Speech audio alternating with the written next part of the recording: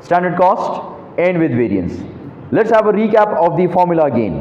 बार बार आपको फॉर्मूला बताऊंगा ताकि आपको बिल्कुल ये याद हो जाए, ताकि एग्जाम में आप गलती ना करें. So we said two things, price, quantity.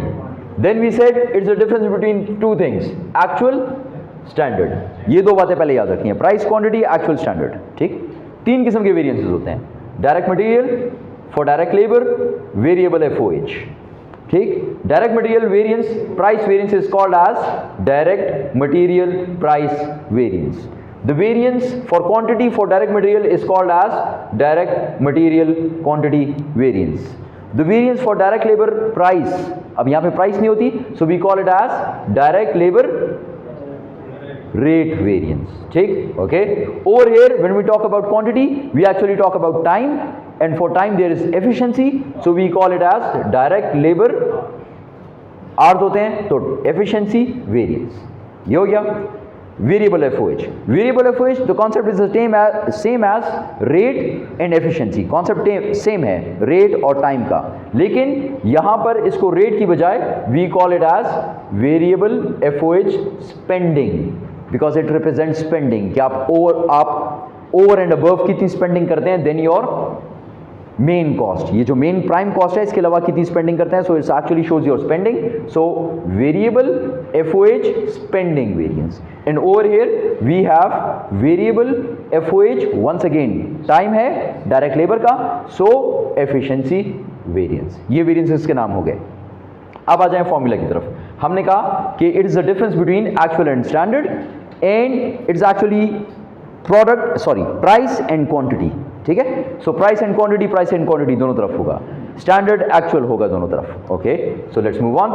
यहां पर हम लोग कहते हैं कि actual price into actual quantity. ठीक है. एक्चुअल इस तरफ आ जाए, standard, so we call this as standard price into standard quantity. ये तो हो गया पहला. अब आ जाए दूसरे वाले पे, किससे माइनस करेंगे. ये यहाँ पे एक्चुअल आ गया, so this represents my standard now. अच्छा, यहाँ पर जब हम लोगों ने कहा we will take standard price. Why? Because if over here we have actual price, then that manager will be responsible for this variance, which is not possible. So this has to be standard price into actual quantity. ये हो गया. ठीक. यही चीज उठा के यहाँ पे लिख दें, actual quantity into standard price. ये बन गया आपका पहला वेरिएंस. सेकेंड वेरिएंस के लिए now the price is being replaced by rate, so this will be actual rate into actual quantity. quantity यहाँ पे hours होता है क्योंकि लेबर है, so actual hours minus actual quantity है, so actual hours multiply by standard price, so standard rate. इसी को उठा के यहाँ पे लिख दें, actual hours multiply by standard rate minus standard price. Price इसका रेट होता है, क्वांटिटी इसका आवर्स होता है, so standard rate into standard hours. ये भी हो गया. Third one, once again same thing, actual rate into actual hours minus actual hours into standard rate. Direct labour का और वेरिएबल एफओएच का वेरिएंस सेम है. ठीक. मतलब उसकी जो रिप्रेजेंटेशन बाय टर्म्स है वो एग्जैक्टली सेम है, सिर्फ यहाँ पे वेरिएंस के नाम में फर्क है. Okay. So now let's talk about variable FOH efficiency variance. Once again actual hours into standard rate minus standard rate into standard hours. ये अगर आपको आते हैं तो आपके लिए क्वेश्चन इंतहाई आसान है. ठीक है. So the first thing is you know the formula.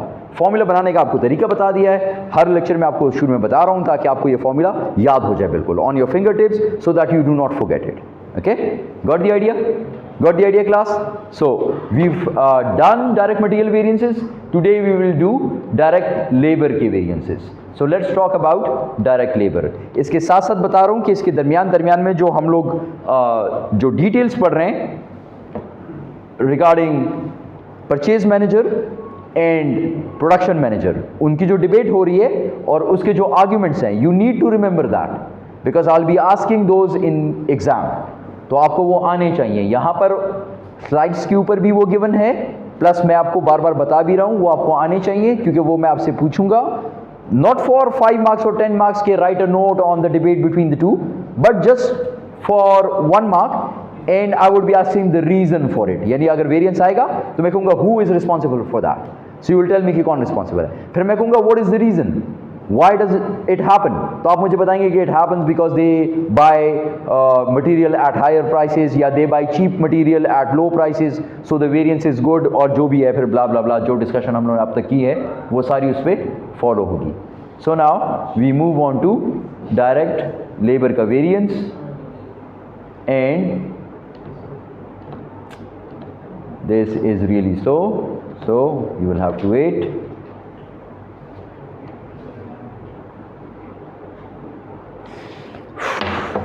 Okay, let's skip it. Let's do it like this. See all slides. So where are we? We have to do direct. Is this the one? Direct labor rate. Okay, let's start जी. Let's start the variance. Variance मैंने आपको बता दी है, ठीक? Start करें जी. So Glacier Peak Outfitters, once again the same example, the same organisation. Glacier Peak Outfitters has the following direct labour standard for its mountain पार्का.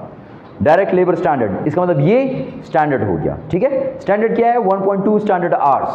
तो ये क्या, what does it show? 1.2 standard hours. What does it show? Standard quantity which is standard hours, ठीक है. यहाँ पे standard quantity के लिए हम लोग स्टैंडर्ड आवर्स का वर्ड इस्तेमाल कर रहे हैं ना. So this is actually your standard hours per parka at 10 per hour. So this is your standard rate. So this is SR. Last month employees actually worked 2500 hours. Actually worked. So this is actually worked. So actual hours. Actually इन्होंने काम किया. Actual hours at a total labour cost of 26,250. So this is the total labour cost. Total labour cost कैसे find out होती है? कि कितने hours काम किया multiply by the rate. So this amount is actually actual hours multiply by actual rate. ये इन दोनों का प्रोडक्ट है जो पहले से उसने आपको बता दिया है, which means that figure over there, ये वाला, ठीक है. ये फिगर पहले से उन्हें कैलकुलेट करके दे दिया है. To make 2000 parkas, this is your what? Units of what?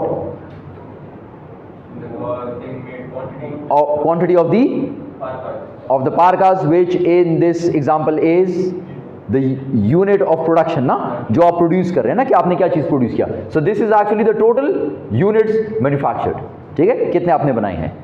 Okay, let's find out the variances. दोनों वेरिएंसेस फाइंड आउट करें. First of all direct labour का rate variance and then direct labour efficiency variance. जे class, let's find out direct labour rate variance and direct labour efficiency variance.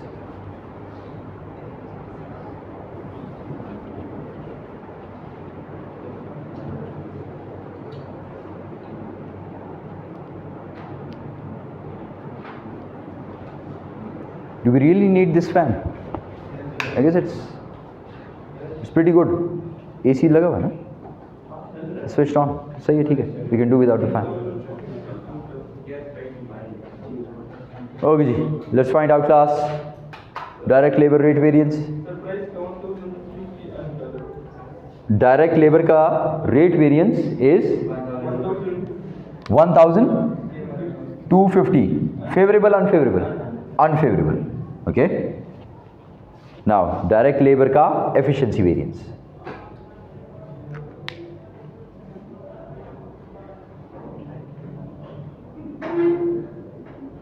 Direct labor efficiency variance. Saqib, do it.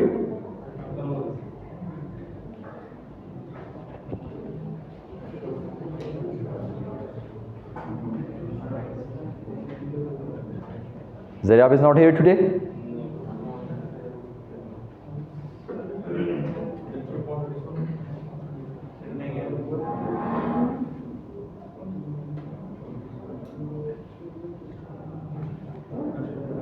Class, you will get your exemptions at the end of this semester, right? No, sir.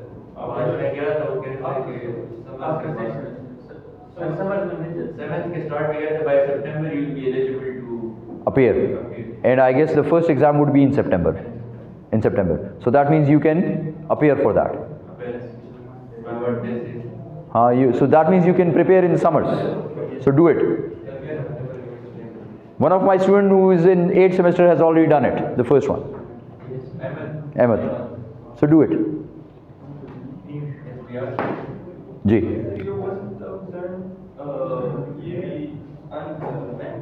1000 unfavorable. Okay class, find out G. Do you get the same answers? Same answers? So let's start G. Let's start. So direct labor rate variance. Rate variance के लिए I need actual rate into actual hours. ठीक है? अब actual rate मेरे पास given नहीं है. Actual hours मेरे पास given है 2500. 2500 मेरे पास given है, लेकिन rate मेरे पास given नहीं है, जिससे multiply करके I should get this figure. But the total is given. So what you can do is you can first find out the rate and then multiply and then get the same figure. Or what you can do, इसको direct लिख दें, बस ये figure आपके पास given है, इसको लिख दें 26,250. ठीक है? Minus. Now the next one is actual hours into standard rate. Actual hours आपने कितने काम किया? 2500. Okay. So actual hours 2500 at standard rate. Standard rate is 10. ठीक, so 2500 into 10 will give you 25,000. Okay, so 26,250 minus 25,000, 1250. ठीक, 1,250. Favorable, unfavorable, ये देखेंगे. This is actual, this is standard. So actual is more, so this is unfavorable. Clear सबको? सबको clear? Okay, so let's move on to the next one, Ji. Let's move on to the next one. Now, actual hours into standard rate. Once again, this is given to you, which is 26,250. So you do not need to calculate it. ठीक? Pay attention. Standard rate into standard hours. 25. Sorry. So actual hours into standard rate is 25,000. So this is 25,000. Okay. Standard rate into standard hours. Standard rate is given, which is 10. Standard hours are 1.2, but standard R 1.2 is for one unit. And how many units have you produced? 2,000 units. So multiply this with 2,000. So this will give you 25,000 minus 24,000. This figure is standard. This is actual. So the difference is 1,000. Standard is less than actual, so unfavorable. 1,000 unfavorable. G class. Got this one? All of you? Easy.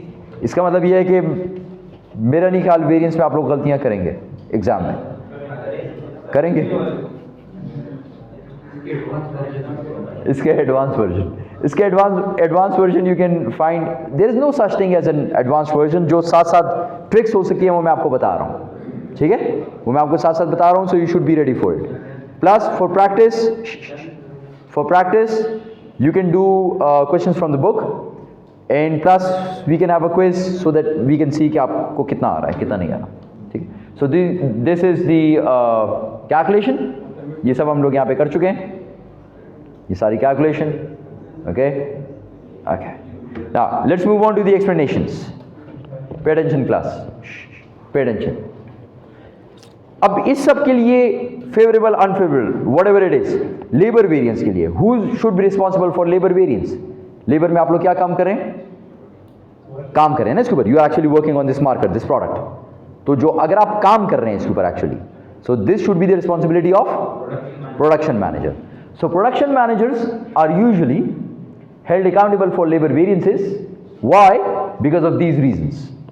So there are actually 4 reasons a production manager is responsible for these variances. क्यों? देखिए production manager actually काम कर रहा है ना, इनसे काम करवा रहा है.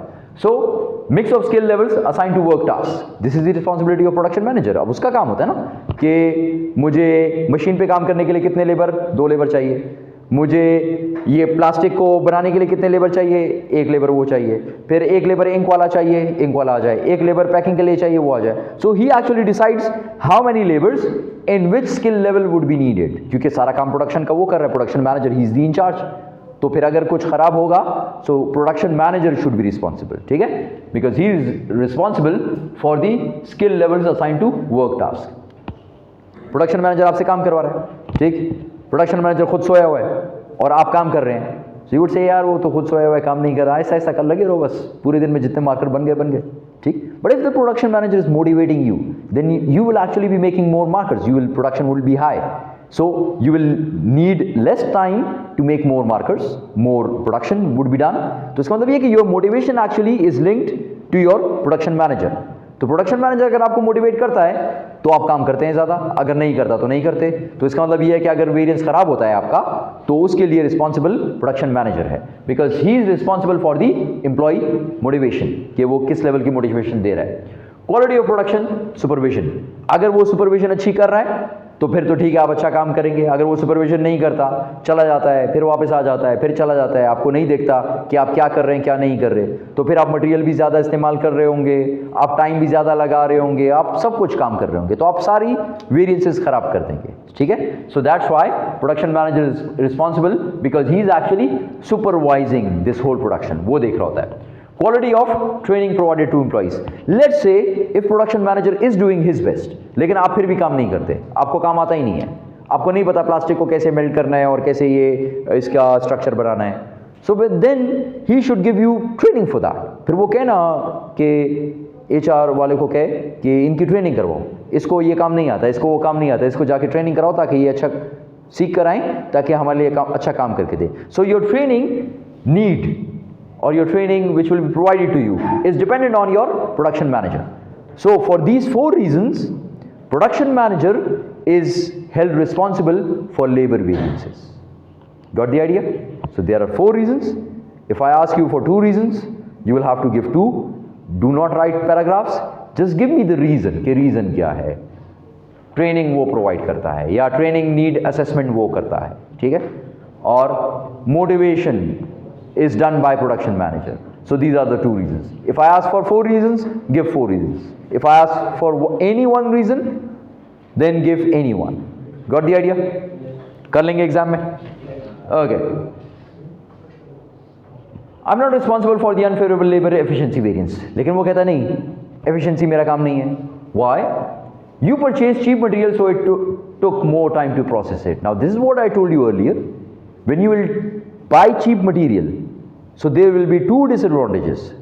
ठीक है, there will be an advantage for the purchase manager कि उसका प्राइस वेरिएंस फेवरेबल हो जाएगा, आप कम रेट पे खरीद लेंगे, मटेरियल चीप है।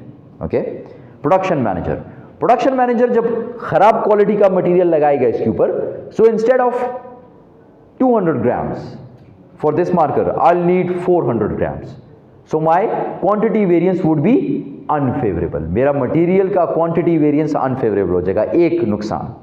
दूसरा नुकसान, मटेरियल खराब है तो अब 5 मिनट में पहले एक मार्कर बनता था, लेकिन अब मटेरियल खराब है तो आपको मटेरियल ज़्यादा लगाना पड़ता है, टाइम भी ज़्यादा लगेगा।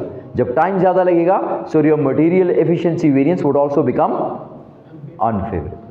ठीक है, so the production manager is right in the sense that when material is of cheap quality, there would be a good or a favorable direct material price variance, but there would be an unfavorable direct material quantity variance, plus there would be an unfavorable direct labor efficiency variance. ठीक है, समझ आ गई इसकी? ये भी clear हो गया? Okay, अब एक और स्टोरी सुने। जरूरी नहीं है कि ये मटेरियल का मसला हो। I think it took more time to process the materials because the maintenance department has poorly maintained your equipment. अब एक और बंदा भी बीच में आ गया, मेंटेनेंस का मैनेजर। वो कहता है नहीं, अब इसने ब्लेम कर दिया प्रोडक्शन के मैनेजर को ना, but the production manager says नहीं, it's a good quality material, it's the responsibility of the machine, your machine was at fault. क्यों? आपने इसको मेंटेनेंस नहीं की हुई, इसको ग्रीस करना था ताकि ये अच्छी चल सके, ये सही चलती तो ये चीज़ सही बनती है, अब ये रुक के चलती है तो प्रोडक्ट को ख़राब कर देती है, फिर आप दोबारा उसको सही करते हैं, उसमें टाइम लगता है।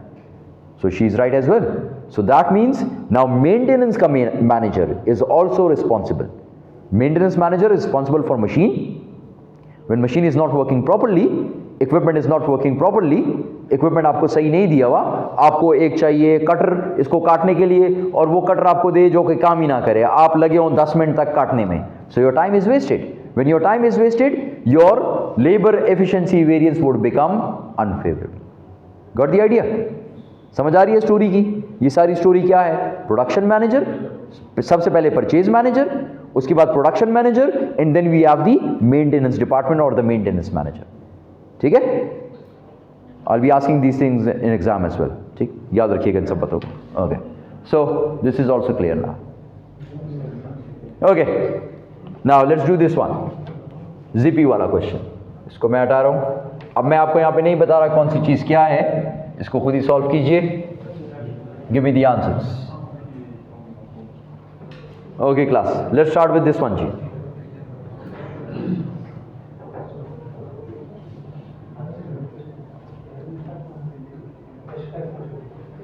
Okay class, let's start with this one. Hansen Incorporation has the following direct labor standard to manufacture 1 ZP. 1.5 standard hours per ZP at 12 per direct labor hour. Last week, 1550 direct labor hours were worked at a total labor cost of 18,910 to make 1000 ZPs. Now find out the direct labor rate variance and the direct labor efficiency variance. Calculate it.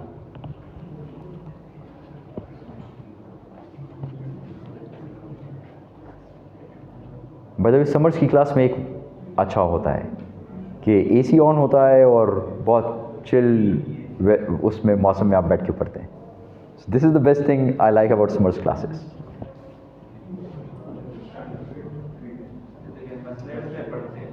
मसला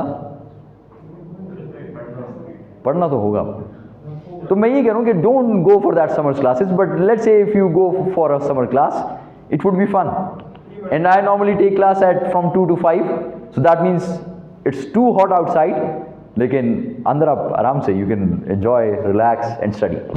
Okay, so the first one is 310 unfavorable. The second one 600 favorable, unfavorable, unfavorable. G class, what about the rest of you? Calculate.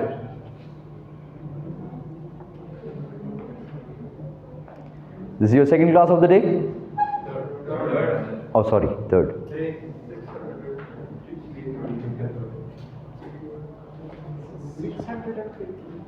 600 unfavorable. सही है? वो भी सही है? सबका same आ रहा है? स्टार्ट करें? Let's start जी. Let's start.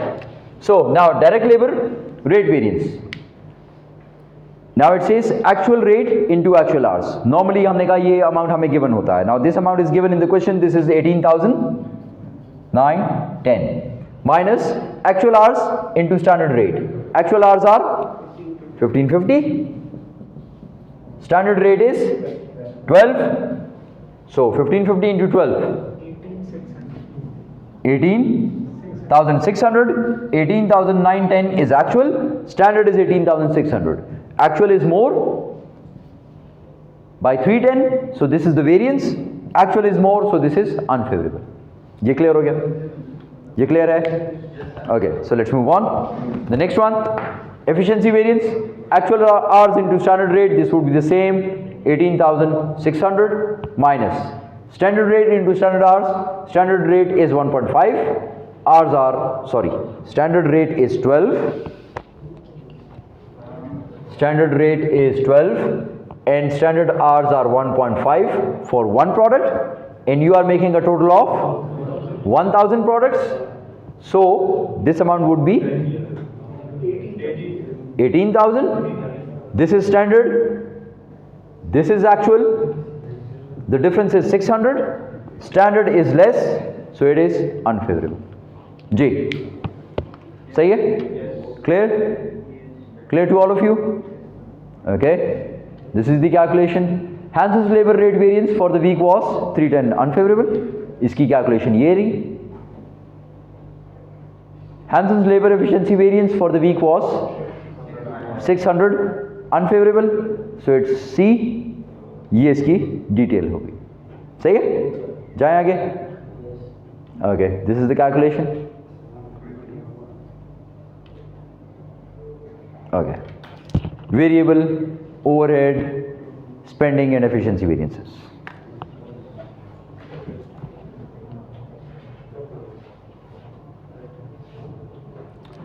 Okay, variable overhead के variances मैंने आपको explain कर दिए दोनों variances. Start में भी explain कर लिया था, दोबारा explain कर लेता हूँ. Variable FOH का we have a spending variance which represents the price variance.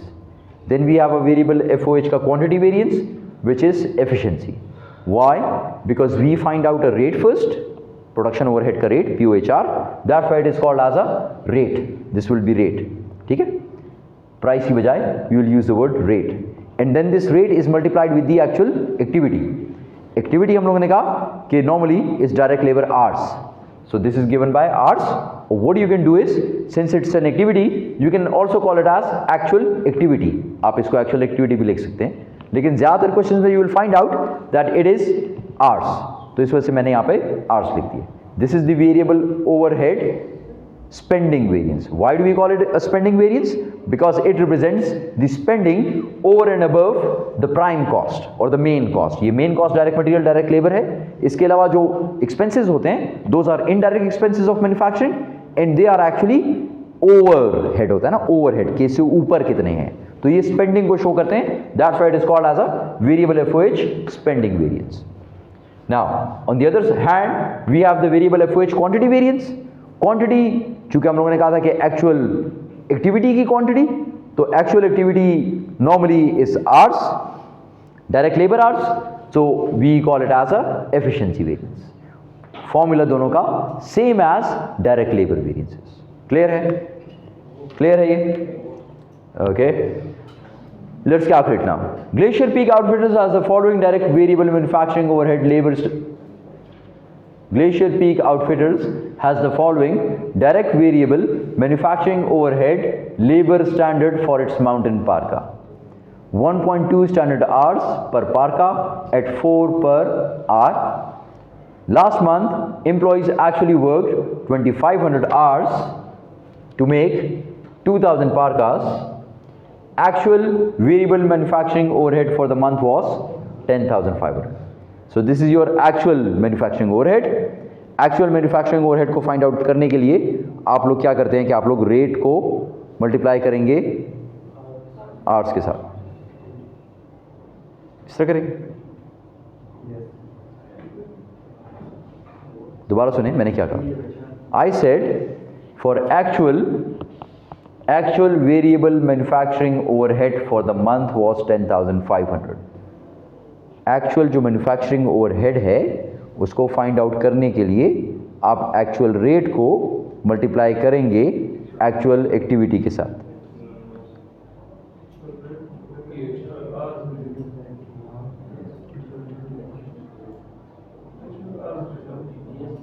Hours के साथ एक्टिविटी हो गई.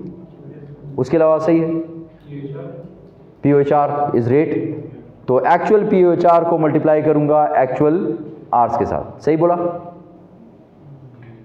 सही है? सही है? सही है?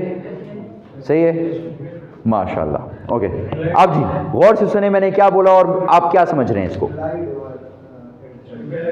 हाँ, अब बोलें जी फजल लाई.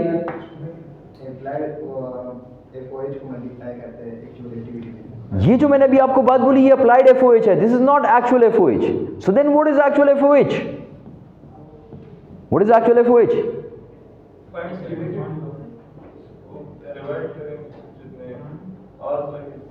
माशाल्लाह. क्या सर, कौन सा ग्रेड था? बेसिक मैनेजमेंट अकाउंटिंग में 4. ओके, ये जो आप मुझे बता रहे हैं किस चीज का बता रहे हैं मुझे? जो आप मुझे स्टोरी बता रहे हैं किस चीज के लिए? हाँ,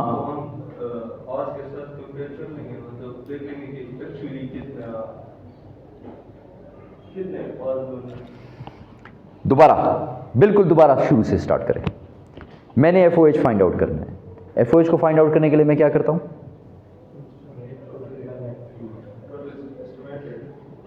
मैं हमेशा एस्टिमेटेड इस्तेमाल करता हूं. पहली चीज, the first rule, I always use applied FOH. Okay, so I do not use actual FOH. Let's put this aside. इसको थोड़ी देर के लिए साइड पे करते हैं. I use applied FOH. How do I find out applied FOH? How do I find out applied FOH? Ji,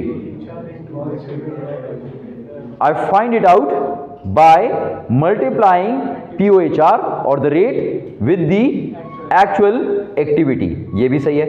Now, how do I find out POHR?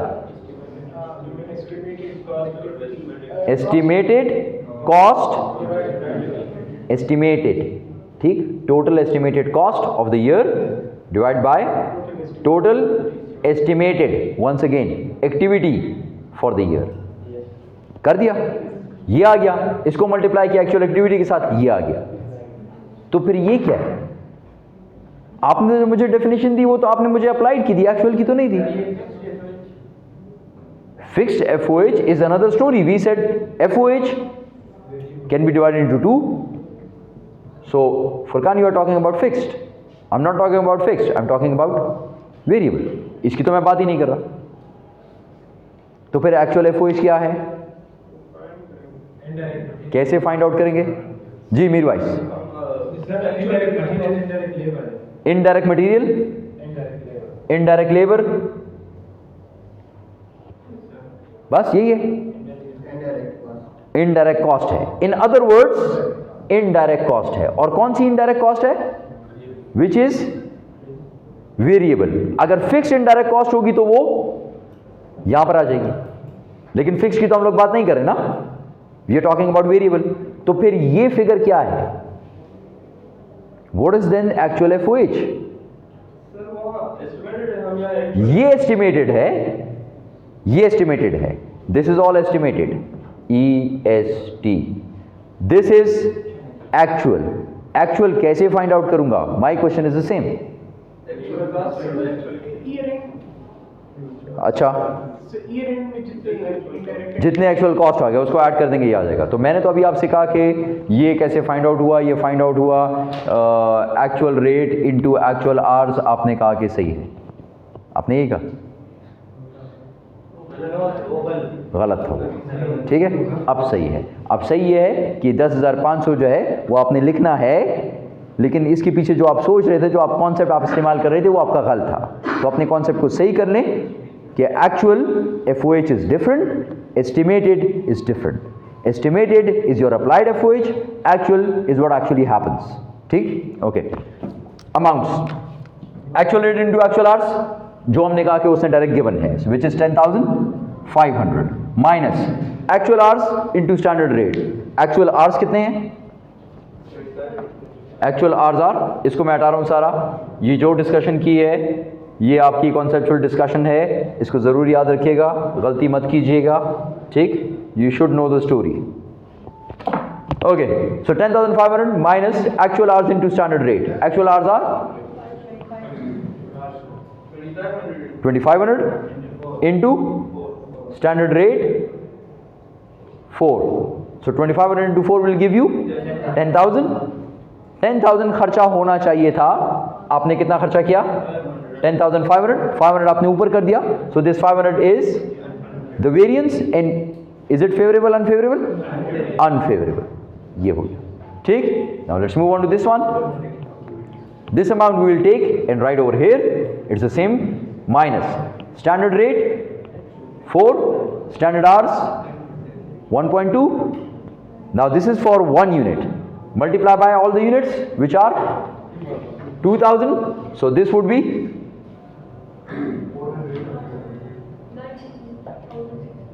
9,600. सबका ये आ रहा है? So the difference is 400. This is standard, this is actual. So standard is less, so this is unfavorable. Let's check the answers. एक minute जरा answer check कर लें, उसके बाद क्वेश्चंस लेते हैं, ठीक है। So it's 500 unfavorable and 400 unfavorable. जी क्या sir, you have a question? Discussion क्यों की? डिस्कशन हमने इसलिए की कि जब मैं आपसे ये पूछ रहा था ना, लेट्स गो बैक।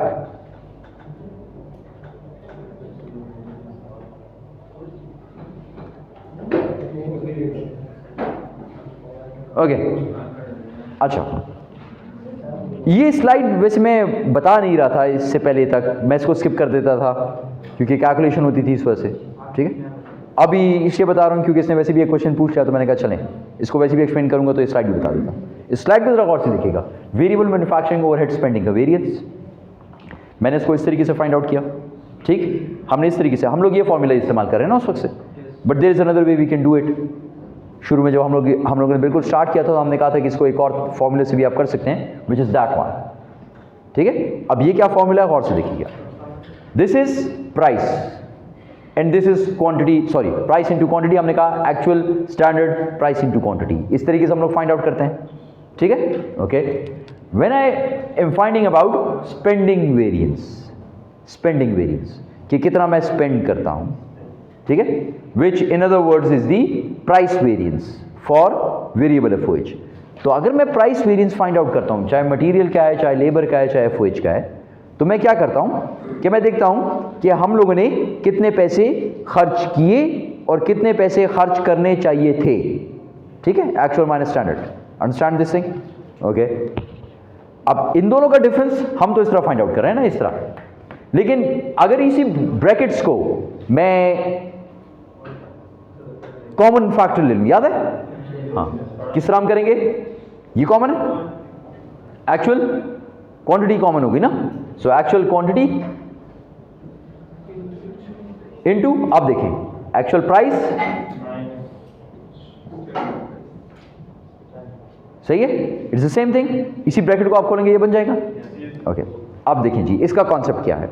कॉन्सेप्ट ये है कि इट्स अ प्राइस वेरिएंस ना, so the price variance would always be the difference between actual and standard at, आप देखें at actual quantity, at actual quantity. अब इस साइड पे हैं, this is the quantity variance. So when we talk about the quantity variance, so I will be finding out the difference between actual quantity and standard quantity, ठीक, यही होगा ना, actual quantity into standard quantity at, कि वो किस चीज के ऊपर है, स्टैंडर्ड प्राइस, ठीक। आप इस ब्रैकेट को खोलें, ये चीज बन जाएगा एसपी, ठीक, इंटू ए क्यू, ये पहला आ गया, दूसरा एसपी इंटू एस क्यू, दोनों के दरमियान minus. So this one way you can do it. अब जब हम लोग ये पूछ रहे थे मैं आपसे ये, तो मैं आपसे ये पूछ रहा था कि क्लास ये जो फिगर है, ये फिगर कैसे आई? ये फिगर ऐसे आई कि आपने एक्चुअल रेट को एक्चुअल आवर से मल्टीप्लाई किया, ठीक। फिर मैंने आपसे कहा कि क्लास एक्चुअल आवर्स तो आपके पास गिवन होंगे, आप रेट फाइंड आउट करेंगे और ये आ जाएगा और इसका आंसर आ जाएगा 10,500। आपने कहा यस सर, यही आ जाएगा, ठीक। आपने कहा यस सर, मैंने कहा नहीं ये जो मैंने बोला ये सही बोला या गलत बोला? आपने कहा आपने सही बोला। तो फिर मैंने आपसे कहा अगर ये सही है तो ये जो रेट होता है ये कहाँ से आता है? आपने कहा रेट आता है POHR से। मैंने कहा POHR का फॉर्मूला क्या है? आपने कहा एस्टिमेटेड। तो POHR is actually an estimated figure. तो एस्टिमेटेड फिगर को आप इस्तेमाल कर रहे हैं, तो फिर आप अगर उसके थ्रू FOH फाइंड आउट कर रहे हैं, so that is actually a applied FOH। वो अप्लाइड FOH है। एक्चुअल FOH फिर क्या है? फिर आपने कहा नहीं नहीं सर एक्चुअल FOH तो ये नहीं होता। एक्चुअल FOH तो ये होता है कि जो एक्सपेंसेस है सबको इकट्ठा करो, वो एक्चुअल FOH बन जाएगा। मैंने कहा बिल्कुल ठीक है, वो एक्चुअल FOH बन जाएगा। तो ये एक्सपेंस एक्चुअली सारा एक्सपेंस है, ये वाला जो एक्सपेंस है ये आपका रेट के ऊपर एक्सपेंस है। रेट आप कहां से फाइंड आउट करते हैं? Through POHR। POHR से आपने रेट फाइंड आउट किया, उसको आप एक्चुअल आवर्स पे मल्टीप्लाई कर देंगे तो आपके पास ये फिगर आ जाएगा। इसमें से इसको माइनस करेंगे, you will get the variance and then you will find out whether it's favourable और अनफेवरेबल। ये तरीका भी आप इस्तेमाल कर सकते हैं, ये भी इस्तेमाल कर सकते हैं, जो फॉर्मूला आपका मर्जी आप इस्तेमाल करें, ठीक है, but it should make sense. इसका भी आपको फाइंड आउट करने का तरीका बता दिया है कि इसके पीछे लॉजिक क्या है, ये फॉर्मूला किस तरह बनता है, ये तो मैं पहले समझा चुका हूँ। मुझे शुरू से ये आसान लगता था।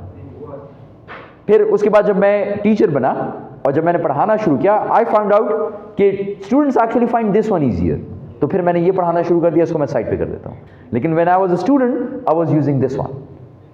मुझे नहीं पता क्यों, ठीक है, मुझे ये आसान लगता था पहले, क्योंकि ये एक फॉर्मूला था, ये एक था और ये दो हैं। ये एक है, ये देखें ये एक है, और ये दो हैं, 1 and 2। That's why. हाँ, बस मैंने लिख दी टोटल कॉस्ट। तो फिर आपको एक्चुअल रेट फाइंड आउट करना पड़ेगा। अगर एक्चुअल रेट फाइंड आउट करना है उसके लिए आपको एक्चुअल एक्सपेंस लेना पड़ेगा और एक्चुअल एक्टिविटी लेनी पड़ेगी, ठीक है जी। Any other question? जी अली। ये सारी इंफॉर्मेशन हम बजटिंग में यूज करते हैं, ये वाली, सॉरी। फिर हम इन सबको चाहिए तो ये कि सारा हमारा अप्लाइड के बेस पे हम इसमें फिर एक्चुअल क्यों ले रहे हैं? सारा हमारा अप्लाइड की बेस पे हो। क्या चीज़? I didn't understand the question. Cost ही अप्लाइड कॉस्ट होना चाहिए, हम एक्चुअल कॉस्ट क्यों ले रहे हैं? एक्चुअल कॉस्ट क्यों ले रहे हैं? ओके ओके जी, अली का आंसर, अली का क्वेश्चन गौर से सुनिए जी। अली कहता है ये इंफॉर्मेशन हम इस्तेमाल करते हैं बजटिंग के अंदर। कौन सी इंफॉर्मेशन? कौन सी वाली? क्वेश्चन वाली। कौन सी वाली? जो रेड में है, ये वाली इंफॉर्मेशन हम इस्तेमाल करते हैं बजटिंग में। हम बजटिंग में क्या कहते हैं कि पर यूनिट ये है, इसमें इतना मटेरियल लगेगा, इतना किलो लगेगा, उसका स्टैंडर्ड रेट ये है, और फिर कितने यूनिट्स आप बेचेंगे, दैट इज एन एस्टिमेट। हम कहते हैं ना कि अगले महीने में 100 यूनिट बिकेंगे, उससे अगले महीने में 200 बिकेंगे, that is an estimate. We forecast, और फिर उसकी बेसिस में मैं बजट बनाता हूं। ठीक, क्लियर? ओके, मैंने बजट बना दिया। लेकिन जब यहां पे मैं वेरिएंस फाइंड आउट करता हूं, तो वेरिएंस के लिए मैंने आपसे क्या कहा था? वेरिएंस डिफरेंस किस चीज का है? Actual and standard. तो स्टैंडर्ड वो है जो आपने लिखा हुआ है कि इतना मटेरियल लगना चाहिए, इतनी प्राइस पे खरीदना चाहिए। असल में आपने कितना मटेरियल लगाया और कितनी प्राइस पे खरीदा, ये डिसाइड करेगा कि क्वांटिटी का वेरिएंस कितना है और प्राइस का वेरिएंस कितना है। कितना मटेरियल लगाया, दैट शोज क्वांटिटी। किस रेट पे लिया, दैट शोज प्राइस। तो प्राइस वेरिएंस को अलग रखेंगे, क्वांटिटी वेरिएंस को अलग रखेंगे, क्योंकि इन दोनों के लिए दोनों अलग अलग मैनेजर्स रिस्पॉन्सिबल हैं। That's the answer. Sir, and practically speaking ये एक्चुअल कॉस्ट जो है ये प्रीवियस ईयर का होगा कि फॉर द अपकमिंग ईयर? ना ना ना ना ना ना, you are confusing once again. Go back to the cycle of variance, which is this one. Okay, सबसे पहले you make standard, ठीक? उसके बाद you do your production, उसके बाद calculate variance, analyze, identify questions, receive explanation, take corrective action, conduct next period's operations, and then again make a standard, then do these things again. So for 1 year you will start from here, you will finish this year, then next year you will start from here. तो पहले मैं बनाऊंगा standard, उसके बाद मैं करूंगा actual काम, फिर मैं दोनों को करूंगा कंपेयर, फिर मैं फाइंड आउट करूंगा डिफरेंस, फिर I would find out the reasons, take corrective actions. जी क्लास, क्लियर? ब्रेक करें? Clear so far? Take a break for pause, not stop. Okay, pause. GP वाला ये आप खुद करें, let's do it on your own. Start कर दिए? Okay, let's do it on your own class. GP वाला खुद करें, give me the answers.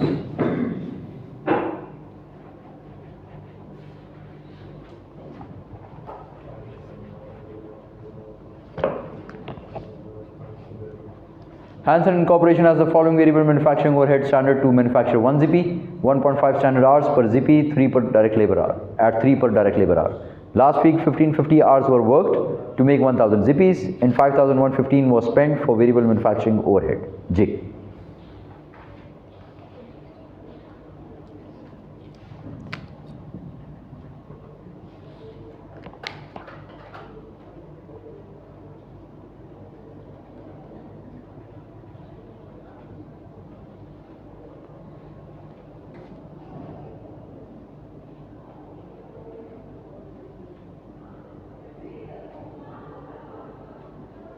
Ji class. 465 unfavorable for variable FOH spending variance, and for efficiency 150 favorable, unfavorable. Let's find out G. So now the first one we need the actual spending. So the actual spending is 5115 minus actual hours into standard rate. Actual hours are 1500 hours, standard rate is 3 per hour, so 1.5 into 3 is 4500, which is your actual, and this is 5115, which is your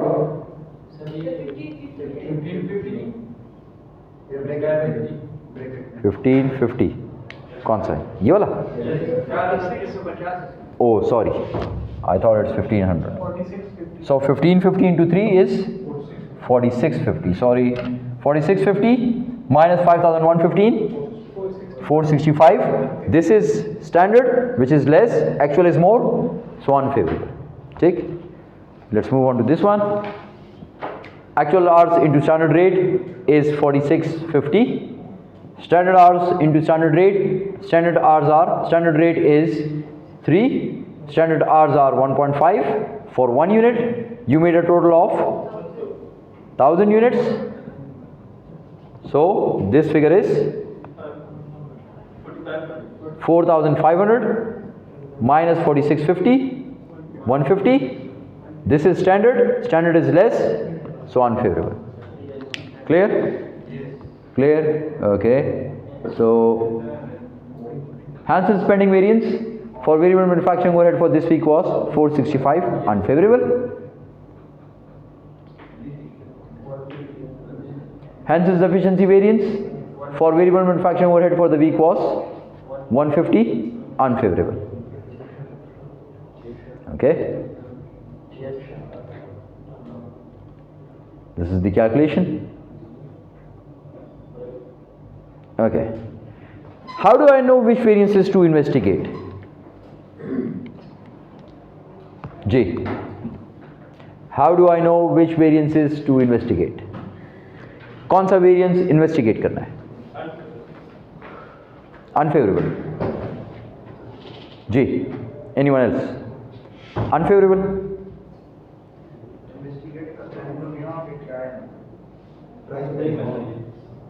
Naseer, दोनों favourable unfavourable, तो फिर तो सब करने पड़ेंगे ना, या तो फेवरेबल हो गया. It's a very rare chance that you do not get a variance. बहुत रेयर होगा. 1 रुपए का होगा लेकिन वेरिएंस होगा, 5 रुपए का होगा, 10 रुपए का होगा, जो मटेरियल हो.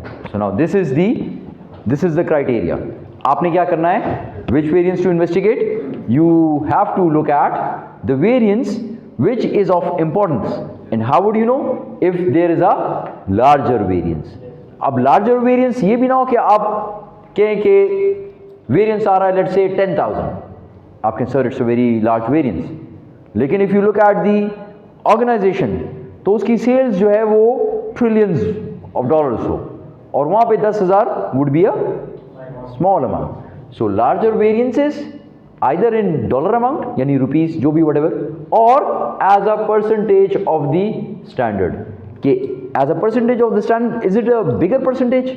material amount है, अगर material है go for it, उसको investigate करें. why is there a variance? ठीक है, find out the reasons, call explanations, and then you take corrective actions or investigate it first. ये पहले, फिर उसके बाद आहिस्ता आहिस्ता बाकी देखें, बाकी variances आ रहे हैं नहीं आ रहे, वो कितने हैं, important है या नहीं है. But you do not actually would waste time on a variance of ₹1, ₹5, ₹10.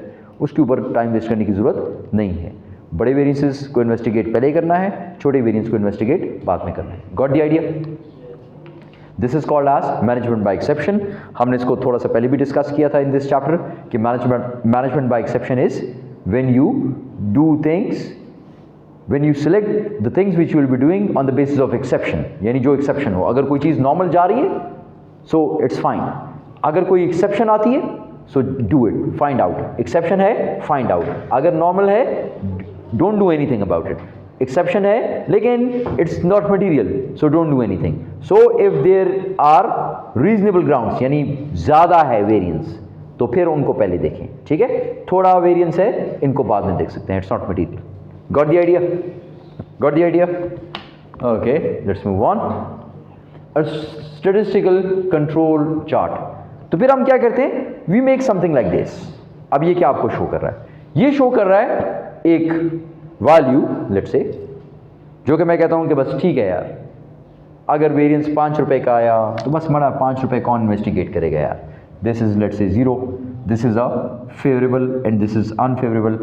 5 रुपए का फेवरेबल वेरिएंस नहीं यार, बस क्या छोटा सा वेरिएंस है. लेकिन मैंने कहा नहीं, जो बड़ा वेरिएंस होगा वो आपने देखना होगा. ठीक है, सो लेट्स से 5000 का वेरिएंस फेवरेबल. तो फिर देखें यार why are you getting this variance.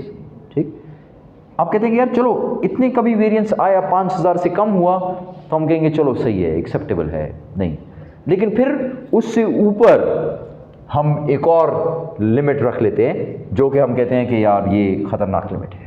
ठीक है, so this is what we do. We have a desired value. ठीक, उससे फेवरेबल लिमिट जाए तो आप कहें कि ठीक है यार, लेकिन अगर उससे भी चीज़ बाहर चली जाए तो फिर इन्वेस्टिगेट, फिर वो चीज़ जो है वो आपके कंट्रोल से बाहर है, फाइंड आउट द रीजंस, वो क्यों हो रहा है, चाहे बहुत अच्छा है फेवरेबल या फिर शायद बहुत बुरा है unfavourable, so you will find out the reason for that. Got the idea? Got the idea? सही है, बना देंगे इस तरह की चीज़ मेरे लिए एग्जाम में? इसको ऐसे ग्राफ कैसे करेंगे? सिंपल, अगर आपको मैं एक डिजायर्ड वैल्यू दे दूं, सो लेट्स से मैं आपसे कहता हूं कि देयर इज नो वेरिएंस, ठीक, डिजायर्ड 0, फिर मैं कहता हूं यार फेवरेबल वेरिएंस अगर आपका 5000 का आ गया तो बस मैं कहता हूं खैर है, एक्सेप्टेबल, 4999 तक एक्सेप्टेबल, 5000 तक एक्सेप्टेबल, 5000 से ऊपर जाएगा तो फिर वार्निंग साइन आपके लिए।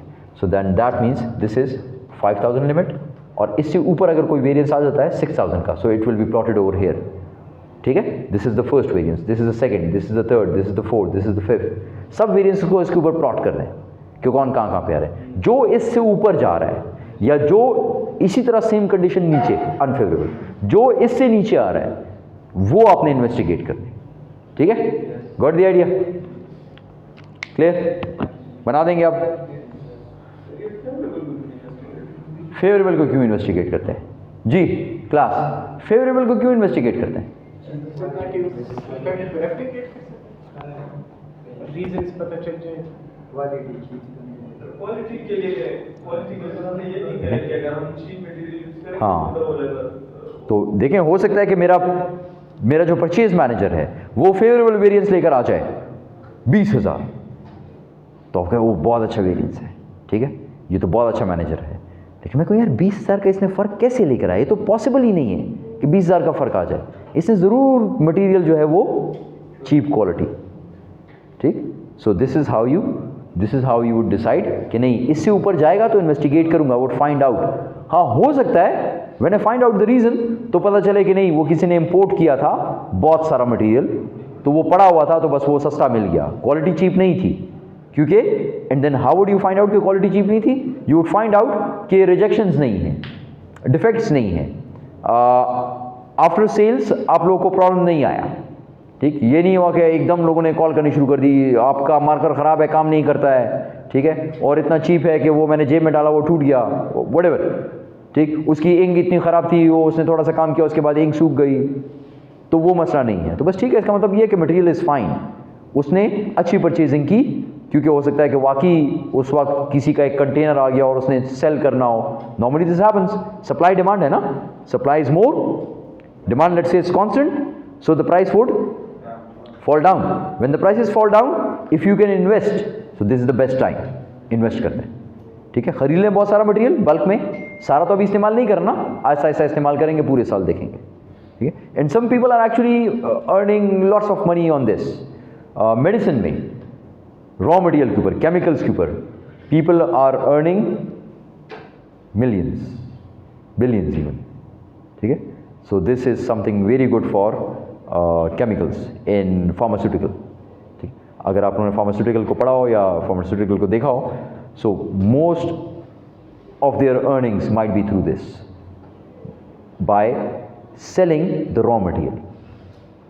मैं परचेज करता हूँ केमिकल, उससे बनाता हूँ टैबलेट्स, वो तो बिक रही हैं, लेकिन मुझे ज़्यादा फ़ायदा होता है जब वो केमिकल आए और let's say I buy in bulk at a low rate, and when people are using it, and then those who cannot import, if they want, I can sell it to them at a higher rate, क्योंकि मेरी shipment आई है, अगली shipment late से नहीं है 5 महीने तक, 6 महीने तक, व्हाटएवर, 2 महीने तक, लेकिन वो मेडिसिन जो है वो मार्केट में चाहिए, लेट से आ जाए डेंगू वैक्सीन, उसका इंजेक्शन व्हाटएवर, और उसका जो रॉ मटेरियल है वो नहीं है अभी इस वक्त, लेकिन अभी उसका पीक आने वाला है, और मैंने मंगवा लिया है और वो सारा मेरे पास है, I can sell at a higher price, ठीक है।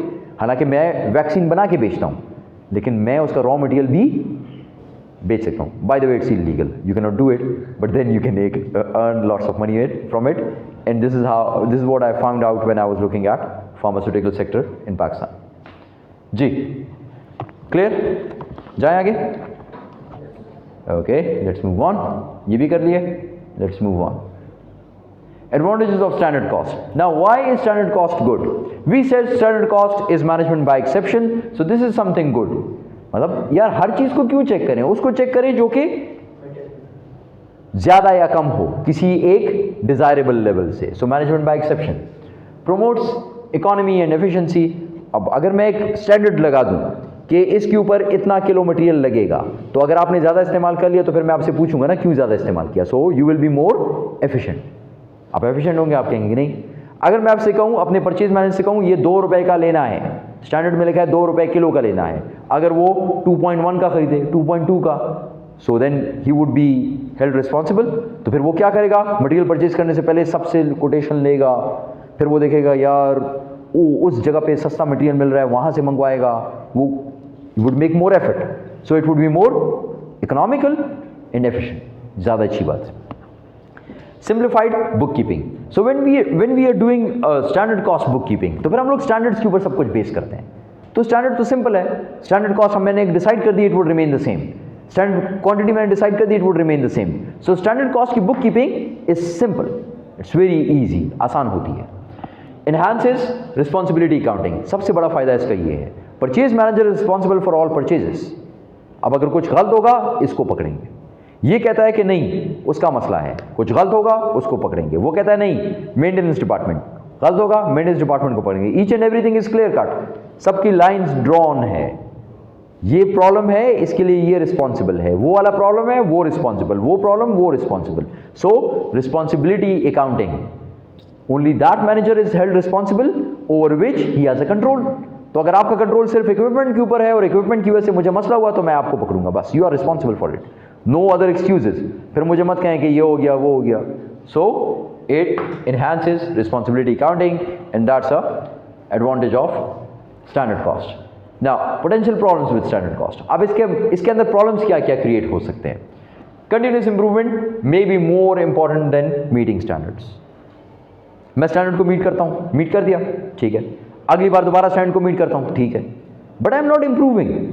इंप्रूव तो नहीं कर रहा ना. कंटिन्यूस इंप्रूवमेंट में क्या होता है, आप एक काम करते हैं और फिर अगली बार उससे अच्छा काम करते हैं, फिर अगली बार उससे अच्छा. So you keep on improving, so that is good. तो फिर तो कंटिन्यूस इंप्रूवमेंट प्रोग्राम्स जो है वो वाला जो कॉन्सेप्ट है वो ज़्यादा अच्छा है इससे. ठीक है, उसमें आप हर वक्त इंप्रूव करेंगे. Okay. Emphasis on negative may impact moral. अब मैंने कहा ना कि अगर प्राइस ख़राब हो गई तो मैं परचेज मैनेजर को पकड़ूंगा. तो अगर परचेज मैनेजर को मैंने पीनलाइज किया और वो मुझे कहे सर मेरी गलती नहीं है, इन्फ्लेशन है, हर चीज़ महंगी हो रही है, डॉलर महंगा हो गया, मेरी क्या गलती है, तो ठीक है, he is right. So that means if I am only looking at negative things, so then the morale would be affected and it would go down. तो फिर ये प्रॉब्लम क्रिएट हो सकता है. Favourable variances may be misinterpreted. अब जिस तरह मैंने कहा ना कि फेवरेबल वेरिएंस का ये मतलब नहीं हर बार के वो अच्छा है, इसके पीछे एक और स्टोरी हो सकती है चीप मटेरियल की. So favourable variances are not always good.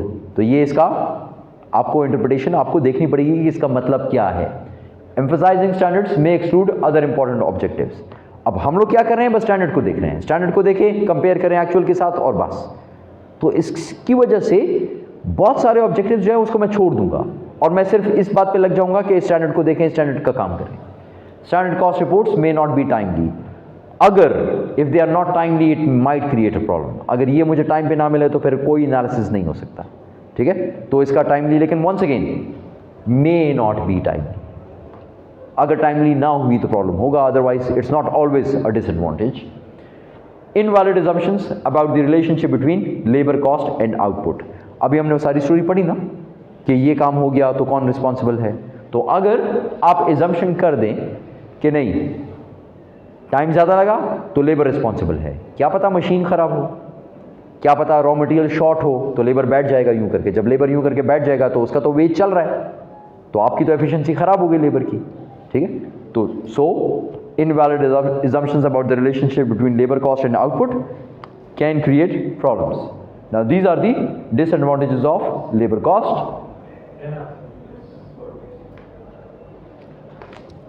We have 5 minutes left.